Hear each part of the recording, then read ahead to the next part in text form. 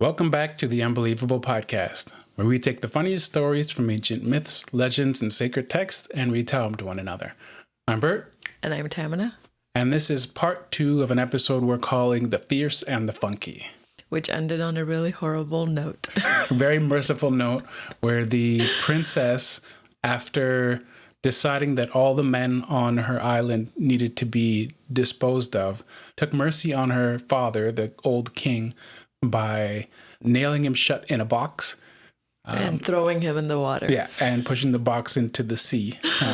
So he was obviously never heard from again. Yeah, because he died. Very merciful. Very merciful. And again, for the record, the story itself says that she decided to take mercy on him, and this is what she thought of. Yeah, we're not taking creative liberty with that. That's part of the story itself. Yeah, not with that part. That's straight from the text. I mean, I don't know if I want to live in a world where that's considered the merciful way. But Imagine what not merciful must have been like. It doesn't make sense though. I don't know. Maybe it's been a long time, so values have changed over time, I guess. We can just pin it on that. Yeah, maybe it was just a mistranslation. Maybe they meant she took mercy on herself because she didn't have to watch him die, whereas the other people did have to watch their, husbands and sons. Anyhow, so that's where we left off the first episode. So part 2. So the princess has now become the queen. Okay. The women she killed her father. Yes, she mercifully disposed of her father. So the women run the island for years with no men. They learn to sail and do their own trade. They tend their own crops and they have their own livestock. They handle all the politics and even keep the temples in order. But eventually, some of the women start to long for male companionship. Which is a problem because there are no men left on this island. No men left on the island. And I don't know if any man would dare, considering what they did to all the men who used to live there. Yeah, I mean, I wouldn't blame them at this point. I think you have to know that it's probably not worth it, especially since they're pretty stinky anyway. Mm-hmm. So one night, there's a violent storm. Harsh winds, lightning, and thunder, and vicious rain and hail, and the seas are churning. Suddenly, a large crash is heard throughout the entire island. It sounds odd for thunder, a little bit too close. So the next morning, the women decide to check it out. They go down to the beach and they find a huge ship wrecked on the shore. Okay. The hull is badly damaged, and a crew of sweaty, muscled men are rushing to unload cargo onto the shore. The women send for the princess. Yeah, I mean, it seems like the gods heard their prayers here. Yeah, it seems so. It does well to take care of the temples. Yeah. So they send for the princess. Princess arrives, and she takes a delegation of her closest advisors to talk to the sailors. She says, "Who are you men, and what are you doing on our beach without my leave? I rule this island." Mm-hmm. So a 7-foot-tall man, he's square, lantern-jawed, shirtless with rippling muscles. He's a Superman. Yeah, basically Superman on a boat, or I guess off a boat now. He's tanned. He has tied back, shoulder-length hair and a close-cropped beard, and he's piercing eyes when he looks at you. He makes his way over to the princess and her advisors. Can I just say that as you finish describing the man, I thought less of Superman and more of Fabio. So sure, it could be Fabio too. Yeah, the tied back, shoulder length hair is less Superman, more Fabio. Yeah, he's got a beard though. I mean, Fabio's been at sea. I guess he has. I'll take your word for it. Their ship crashed. Oh, you mean?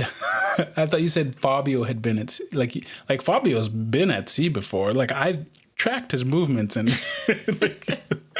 But you mean this guy's? Yeah, he's the captain of the ship. At this point, Fabio now gets a restraining order against me. But no, I am not stalking Fabio. Fabio's been to sea. Trust me. I track him very closely. So the 7-foot-tall captain, he bows deeply and he takes a knee and he says, "Our humblest apologies, Your Grace." His voice is deep and warm, but it's clear and commanding as well. It's very specific. Yeah. The stories want you to know, what this guy is like to be around. He says, "I am called Jason. Our band of adventurers was caught in the storm last night. A joke from my uncle. And then he sort of clears his throat. I mean, a joke from the sea god, no doubt. We're on an epic... Subtle. Yeah, subtle, very subtle. We're on an epic quest to find a coat made of the wool of a golden goat. I absolutely must have it. He goes on. We beg for your forgiveness for intruding on your island without your leave, and more so for arriving without cleansing ourselves first. The life of a seafaring adventurer doesn't leave much time for bathing, and I'm suddenly aware of having come into the presence of such a great beauty without washing first. I beg your forgiveness on behalf of myself and that of my crew. And he bows again. So the princess, or now she's the queen, she has an idea. She says, wait here, to the captain, and she says, I must consult with my advisors. So the queen and her women go off away so that the sailors can't overhear them. One of her advisors says to her, I've never seen so many muscles. And another advisor... It's getting hot in here. Yeah, another advisor interjects and she says, the redhead is mine. And the queen tells them to hush. She says, they think the smell is coming from them. This is our chance. We cannot let them know they aren't the source of the stench. So there's a murmur of agreement from all the women, and they all start to give suggestions. One says, we can throw garlic in the wells every night. And another one says, strong cheese with every meal. A third one says, I'll make smoked herring for breakfast every morning.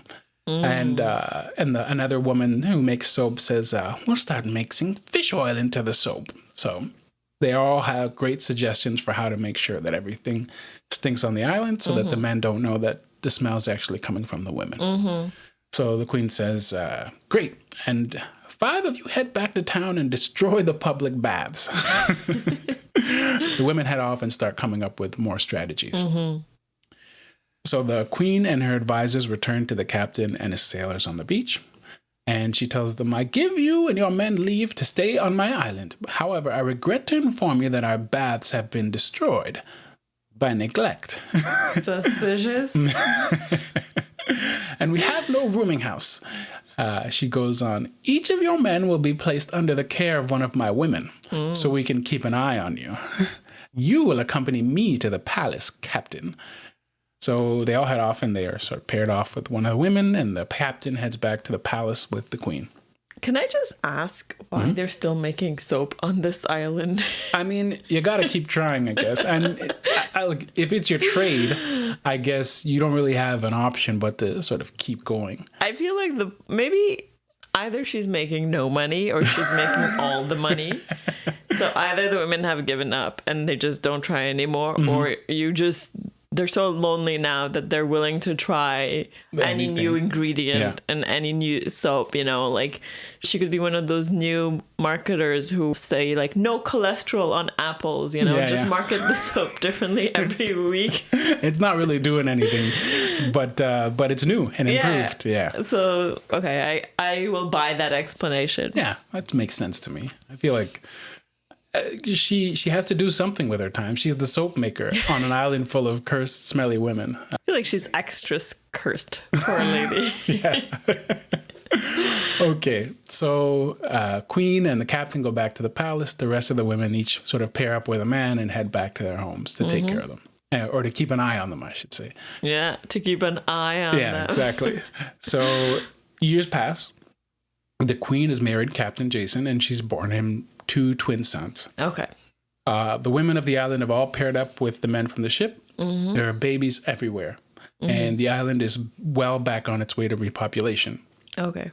Apparently, the men from the ship didn't really mind the fact that these women are infamous for having murdered all of the men on the island. Or maybe they're epic heroes so that they're not really worried by it. But they seem to have gotten along really well with the women. Yeah, it just doesn't add up that they would have spent years on this island that is clear, like famously known for having stinky women, and then murdered all of their spouses, I guess, and children, because they killed all the little boys too. And these people are like, you know what? We are special. Well, they're a band of heroes, so I mean, completely different. I guess there was a hint there that might be a half god or a full god. So sounds like a half god. Who knows? It could be. Could be anybody. Maybe we'll find out at the end. So there are a few close calls throughout the years that the men spend on the island with the women as far as them discovering the smells. Mm-hmm. Like there's one time that a trader lands on the shore and almost sells some soap, like non-tainted soap, to one of the men before the boat set aflame. And there was one time when the men surprised the women by repairing the public baths. And that time the queen actually had to send some of her women to secretly plug all the pipes so that they would burst and the baths were broken again. But eventually, after, some years pass, the captain informs the queen that he and his men will have to continue on their quest for his golden coat. Oh, yeah. I forgot about the golden goat. He has to have the golden coat with the golden wool from the golden goat. Can we just take a minute to talk about how ridiculous some of these quests are? Well, so about the golden coat or golden, fleece, the legend is that whoever puts on the golden fleece will be known to be a king. So I guess you look so good in this coat that people are like, you gotta be king. Okay. They just give you a crown. Well, that makes a little more sense, I guess, as to why he would want the golden coat from the golden goat. Yeah. Can you imagine? Like, there's a jacket you put on and immediately everybody's like, you should be king of this place. I understand why he's on the hunt for it, and now he has to leave the island of stinky people and his children. Mm-hmm. I also do like that these stories all with seafaring heroes always end up with these men impregnating women on random islands and just bouncing after a few years. And then their sons or children or daughters, then their story comes into play later on. I feel like in these stories, everyone is somehow related to everyone. There are like 10 people of importance in the entire world. And they just cousins. Impregnate everybody. Yeah.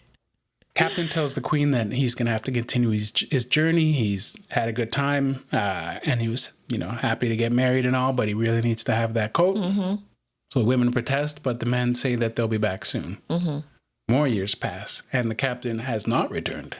Hasn't even sent a letter, nothing. So one day the queen gets word that Jason, the captain, has shacked up with some witch from the mainland, like a literal witch who does magic. And she's furious. And the queen takes action when she gets mad. Yes, we know about her murderous ways now. Yeah. So she assembles a crew of her most loyal women and she sets off on a boat to find Jason and give him a piece of her mind.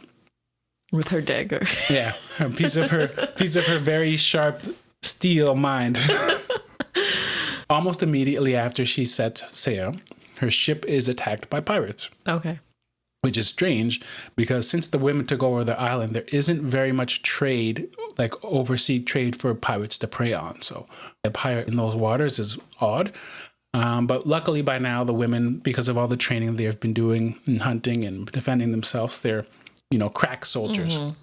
Just as they've been assailed by these pirates, the archers already struck down 3 of them with arrows. Mm-hmm. So another strange thing happens. Suddenly, an oil lamp falls onto the deck and the queen's ship catches fire. Oh, okay. So this is also strange because it's still daytime. It's strange to the women and the queen that there was this lit lamp on the ship. It's almost as though, chance is working against them to make bad things happen as they're trying to escape the island. Almost as though they're cursed. Yeah, almost as though they're cursed. There you go. So they try to put out the fire, but it's to no avail. The ship burns to ashes, and the queen and her women are captured by the pirates. Mm-hmm.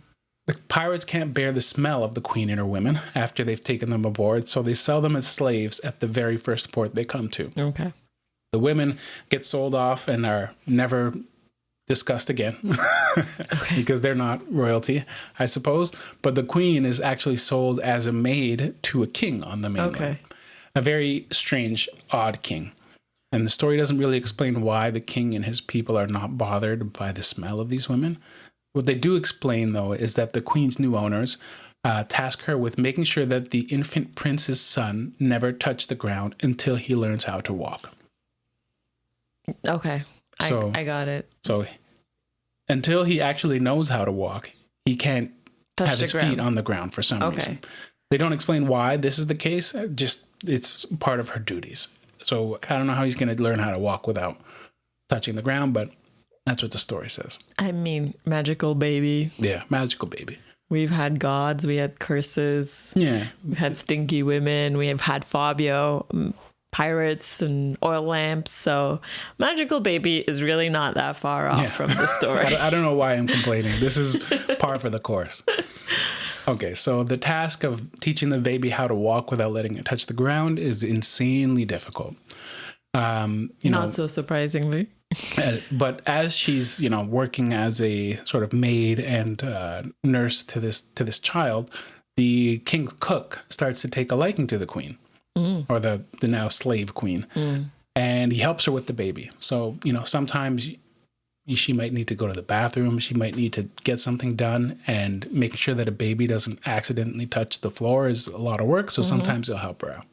The cook clearly seems into the queen, and, having a male companion actually stay around to help her take care of the baby reminds this now slave queen of the life she never really got to have with her husband, Captain Jason. Because he bounced. Yeah, because he took off like a jerk to get a fancy coat. Yeah. So Deadbeat dad. Yeah. One day, while the queen is tending to the baby, she overhears another slave talking about how a band of heroes led by a handsome captain has stopped to speak with the king. She immediately decides that it must be Jason, and she rushes to the king's audience chamber to confront her deadbeat husband. She puts the baby down in the kitchens in a bowl of wild celery, and she asks the cook to look after him for a second as she rushes out. She has a good relationship with the cook, so he can help her out, and she really needs to go, confront him. Confront her husband. I don't know if he's still her husband. I guess he is. They never got a divorce. Daddy, Yeah, her yes. baby daddy. So she dashes out into the audience chamber, and she runs towards the tall, muscled captain, grabbing him by the shoulder and turning him to face her. As he turns, she quickly realizes that it's not Jason. Okay. Yeah. She's about to apologize, and the king gets up from his throne. He's pissed. He's about to ask, what is the meaning of this? But before any of that can happen, they hear a scream coming from the kitchens. The slave queen rushes back to the kitchen to check on the baby. The baby and the wild celery are on the kitchen floor. Oh. And sadly, the baby is dead by poison. Okay. Yeah, the cook is nowhere to be found. And it turns out that he was an assassin from a neighboring kingdom, and he was just waiting for a chance to be alone with the baby so that he could strike without being seen. Damn. Yeah, the baby was actually cursed by another angry god for some reason. And the curse said that if the baby's feet touch the ground before it learns how to walk, then the baby will die. Okay. And it did. Yeah. So everybody in the castle hates the slave queen now. Yeah. The visiting heroes decide to hold athletic games in the name of the late prince. Okay. And the king makes a proclamation. Whoever wins these games will have the honor of beheading the slave queen on an altar to their god. So, god of your choice, you get to behead the slave queen. Oh, who could pass up such a prize? Oh my god. Win and you get to murder somebody. Yeah. But before we proceed, can I just say that I feel bad for this woman? And I mean, I know she murdered a lot of people. But like her first husband, like I don't know if she was previously married, but the first group of men, they abandoned them, and then Jason came and he abandoned her, and then she developed a fond relationship, friendship, whatever it is, with the cook, and then turned out to be a freaking assassin. So I mean, frankly, it's a little bit sad, and now she's the prize at a game where the winner gets to murder her. Yeah, she has not had an easy life, I have to say. Yeah, she's had it rough. Yeah, that curse was no joke. Yeah, that goddess was a little bit harsh, just a little bit harsh. Yeah. So, the games are now started. Men come from all over the lands to compete. Everybody wants a chance to kill the hated slave queen. It's like on the tip of everybody's tongue, like, oh, I'm going to be the one to do it. No, it's going to be me. Yeah. So 2 masked strangers also enter the competition. Apparently they wear their masks through all of the games, wrestling, swimming, climbing, arrow shooting. And at the final event, the 100-meter dash, the captain and the masked strangers are tied. Oddly, even though the previous event before the 100-meter dash was the swimming event, the masked men still smell like BO. It's a little bit strange. So the foot race begins, and the masked men narrowly beat the captain and win. Everybody cheers and wants to know who they are. They pull off their masks, and they reveal themselves to be... Any idea? Any guess? Jason, I guess. Jason, the captain, her husband. That would be nice, but sadly, no. Okay. They reveal themselves to be the slave queen's twin sons. But how much time has passed by? She had the two twins with the captain, the Jason. Then after a couple years, he left. So, and then say after 3 years old. And then years after that is when she found out that he'd shacked up with some hussy from the mainland. 6 years old, I guess. I mean, it doesn't say how many years after she finds out that he's shacked up. It's just that he never came back home like he and the other men said they were going. So, okay, so they could be teenagers. And like, in that time, like when you were 14, you were considered an adult. Exactly. So they could be 14-year-old kids for all we know. Exactly. Just fast 14-year-olds who stink. It explains the BO from the island. So they beat out the captain. They pull off their masks. They reveal themselves. They rescue their mother and take her back to the island kingdom. And she never leaves or loves again. And that is the end of her story. I mean, I don't even know what to think of that, but... I'm glad, I guess, that she was rescued by her sons. At least her sons didn't abandon her or betray her or whatever, like the other men. And I understand the never loving again, because I feel like, you know, after her experience, she would not really put herself in that situation. Yeah, tears and ashes. That's what the god promised her. She said, did get tears and ashes. She got both. Yeah. So, yeah, I mean...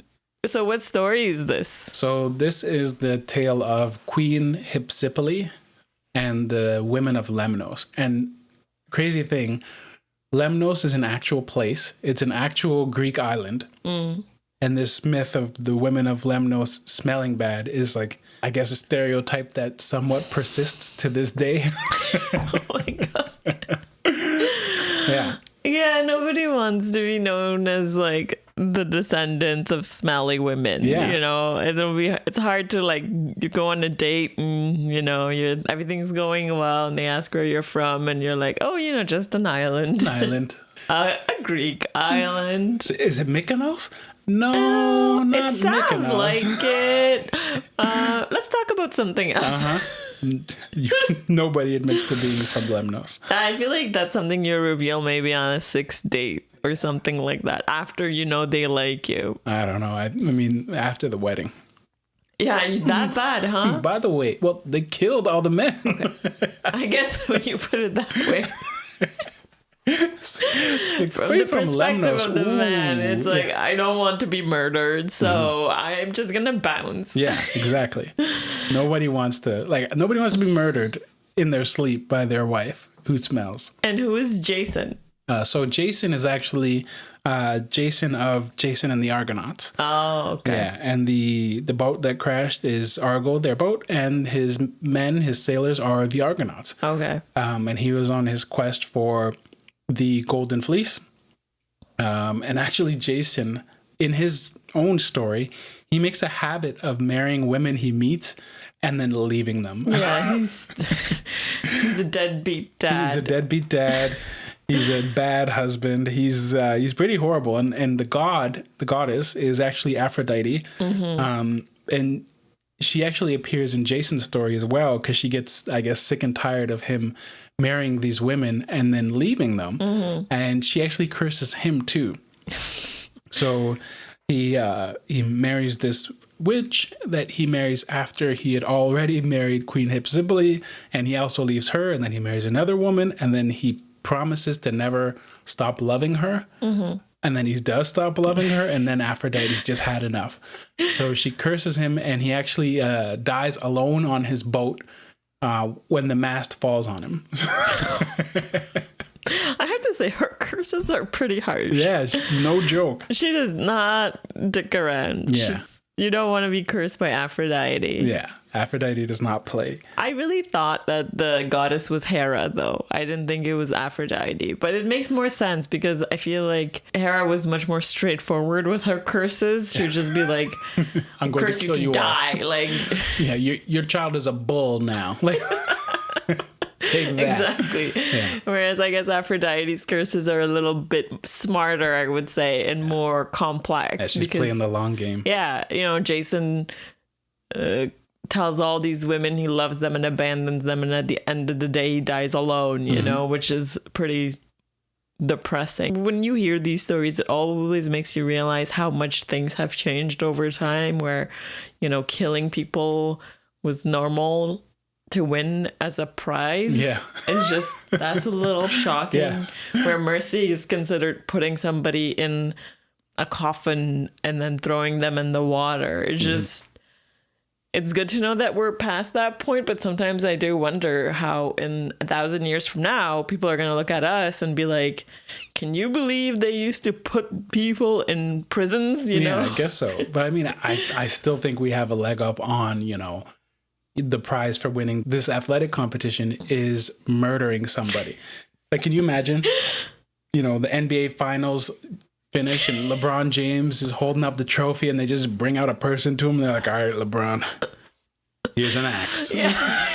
He's like, yeah, I waited so long for this day. I mean, I think you have a very fair point, and I'm glad that we're that far removed from me that. too. So, no, I think you're right. Yeah. So, what do you think is the lesson of the story? So I think that there have to be multiple lessons to this story. Like the lesson for Queen Hypsipyle, I guess, is Don't trust no man. Well, that true.